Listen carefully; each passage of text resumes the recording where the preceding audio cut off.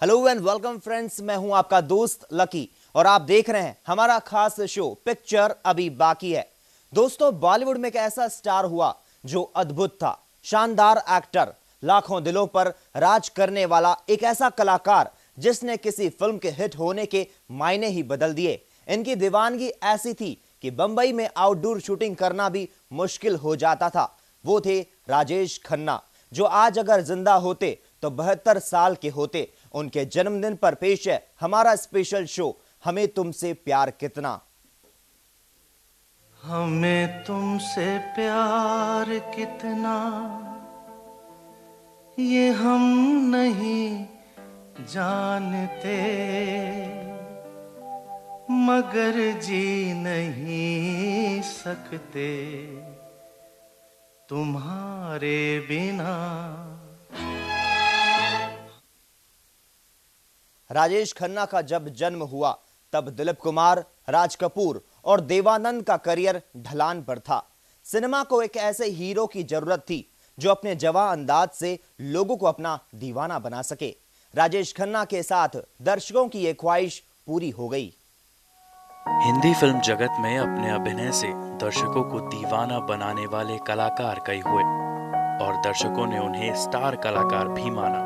पर 70 के दशक में राजेश खन्ना पहले ऐसे अभिनेता बने जिन्हें दर्शकों ने सुपरस्टार की उपाधि दी।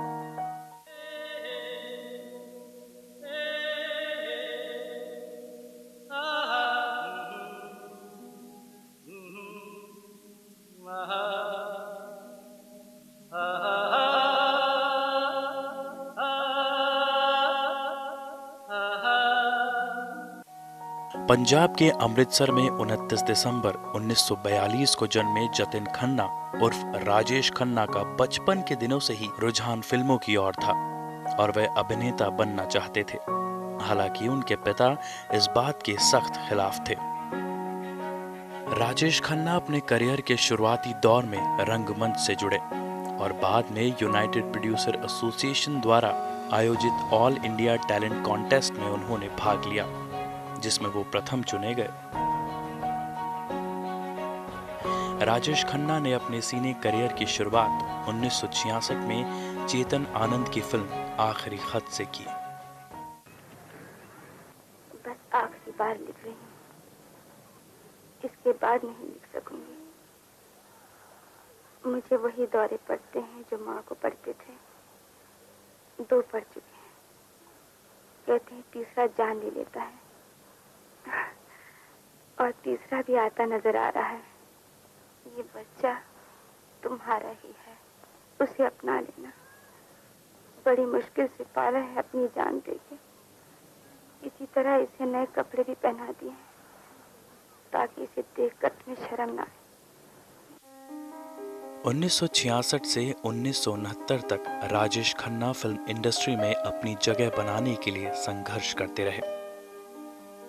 राजेश खन्ना के अभिनय का सितारा निर्माता निर्देशक शक्ति सामंत की क्लासिकल फिल्म आराधना से चमका। मेरे सपनों की रानी कब आएगी तू, आए रुत मस्तानी कब आएगी तू, बीती जाए जिंदगानी कब आएगी तू, चलिया तू चलिया। मेरे सपनों की रानी कब आएगी तू, आए रुत मस्तानी कब आएगी तू, बीती जाए जिंदगानी कब आएगी तू, चलिया तू चलिया। बेहतरीन गीत संगीत और अभिनय से सजी इस फिल्म की गोल्डन जुबली कामयाबी ने राजेश खन्ना को स्टार के रूप में स्थापित कर दिया।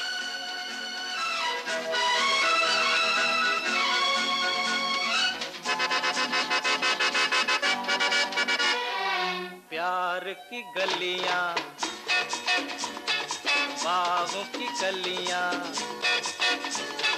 सब रंग रलियां पूछ रही हैं। प्यार की गलियां, बागों की कलियां, सब रंग रलियां पूछ रही हैं। गीत पनघट पे किस दिन गाएगी तू, मेरे सपनों की रानी कब आएगी तू, आई रुत मस्तानी कब आएगी तू, बीती जाए जिंदगानी कब आएगी तू, चलिया तू चलिया। आराधना की सफलता के बाद अभिनेता राजेश खन्ना शक्ति सामंत के प्रिय अभिनेता बन गए। बाद में उन्होंने राजेश खन्ना को कई फिल्मों में काम करने का मौका दिया। इनमें कटी पतंग, अमर प्रेम, अनुराग, अजनबी, अनुरोध और आवाज जैसी फिल्में शामिल हैं। ये शाम मस्तानी मदहोश किए जाए, मुझे डोर कोई खींचे तेरी ओर लिए जाए। ये शाम मस्तानी मदहोश किए जाए, मुझे डोर कोई खींचे तेरी ओर लिए जाए।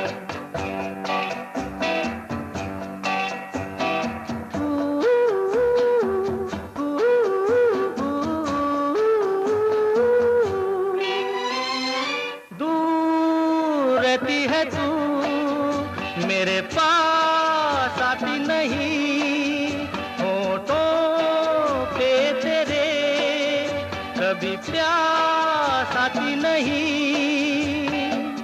ऐसा लगे जैसे कि तू हंस के जहर कोई पिए जाए। शाम मस्तानी मदहोश किए जा, मुझे डोर कोई खींचे तेरी ओर लिए जा।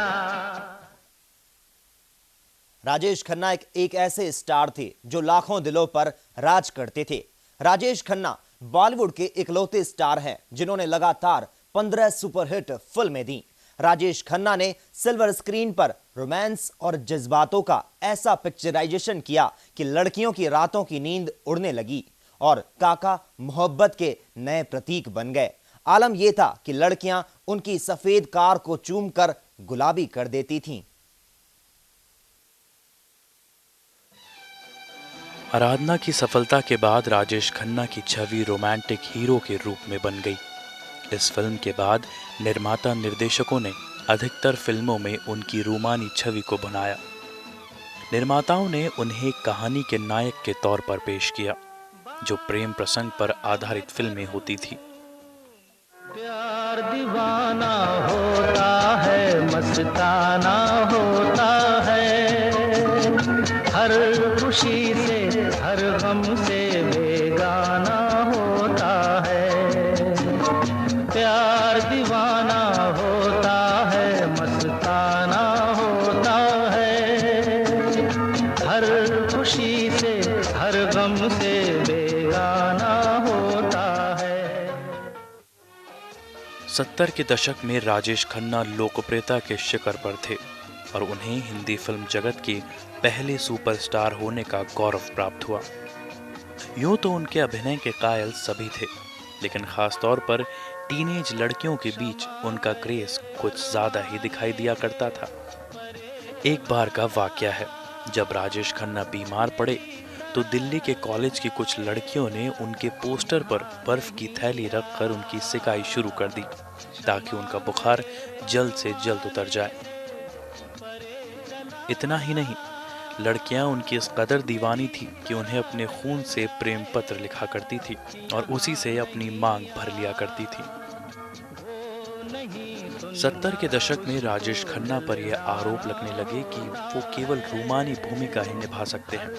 राजेश खन्ना को इस छवि से बाहर निकालने में निर्माता निर्देशक ऋषिकेश मुखर्जी ने मदद की और उन्हें लेकर 1972 में फिल्म बावर्ची जैसी हास्य से भरपूर फिल्म का निर्माण किया और सबको आश्चर्यचकित कर दिया।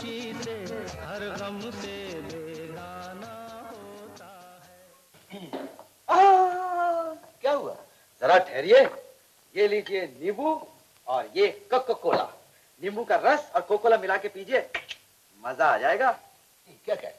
ये देसी ठर्रा। वही तो, जरा पी के तो देखिए। और ऊपर से दाल फ्राई। सारा दिन मेहनत करके आते हैं, ऊपर से घर गृहस्थी की परेशानी। थोड़ा सा नशा नहीं करेंगे तो कैसे चलेगा? आप आराम से पीजिए, मैं चलता हूँ। आज सिर्फ चाय ही नहीं, चाय के साथ वाई भी है। हाँ, अंडों की गरम गरम कचौरियां। अरे सारा दिन काम करने के बाद खाली पेट चाय कोई अच्छी लगती है भला? कहते हैं कुछ दांत के लिए, कुछ आंत के लिए मिले तो आत्मा शांत हो जाए। 1972 में ही प्रदर्शित फिल्म आनंद में राजेश खन्ना के अभिनय का नया रंग देखने को मिला। ऋषिकेश मुखर्जी निर्देशित इस फिल्म में राजेश खन्ना बिल्कुल नए अंदाज में देखे गए।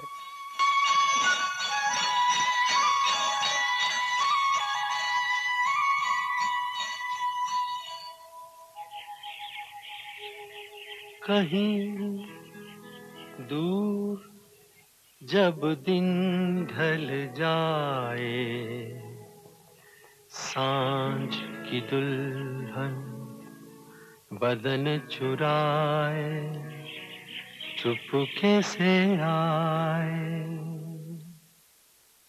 कहीं दूर जब दिन ढल जाए, सांझ की दुल्हन बदन चुराए, चुपके से आए।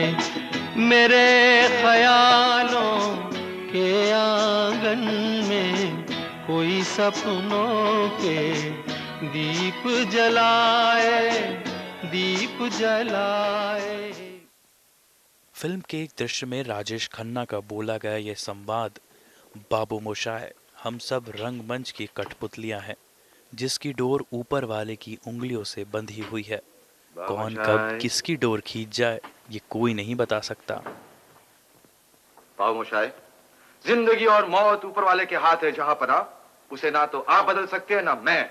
हम सब तो रंगमंच की कठपुतलियां हैं जिनकी डोर ऊपर वाले की उंगलियों में बंधी है। कब कौन कैसे उठेगा ये कोई नहीं बता सकता है। हा, हा, हा, हा। यह संवाद उन दिनों सिने दर्शकों के बीच काफी लोकप्रिय हुआ था और आज भी दर्शक उसे नहीं भूल पाए हैं। 1969 से 1976 के बीच कामयाबी के सुनहरे दौर में राजेश खन्ना ने जिन फिल्मों में काम किया उनमें अधिकांश फिल्में हिट साबित हुई। लेकिन अमिताभ बच्चन के आगमन के बाद पर्दे पर रोमांस का जादू जगाने वाले इस अभिनेता से दर्शकों ने मुंह मोड़ लिया और उनकी फिल्में असफल होने लगी। अभिनय में आई एकरूपता से बचने और स्वयं को चरित्र अभिनेता के रूप में स्थापित करने के लिए और दर्शकों का प्यार फिर से पाने के लिए राजेश खन्ना ने 80 के दशक में खुद को विभिन्न भूमिकाओं में पेश किया। इसमें 1980 में प्रदर्शित फिल्म रेड रोज खास तौर पर उल्लेखनीय है। फिल्म में राजेश खन्ना ने नेगेटिव किरदार निभाकर दर्शकों को रोमांचित कर दिया। तुम्हें भी पता चल जाएगा हमारा खेल। Wait until dark. फ्रेंड्स, यहां पर वक्त है कि छोटे से ब्रेक का, लेकिन आप कहीं जाइएगा नहीं, क्योंकि ब्रेक के बाद हम आपको दिखाएंगे राजेश खन्ना के जीवन से जुड़ी कुछ और भी बातें। हमें तुमसे प्यार कितना ये हम नहीं जानते, मगर जी नहीं सकते तुम्हारे बिना।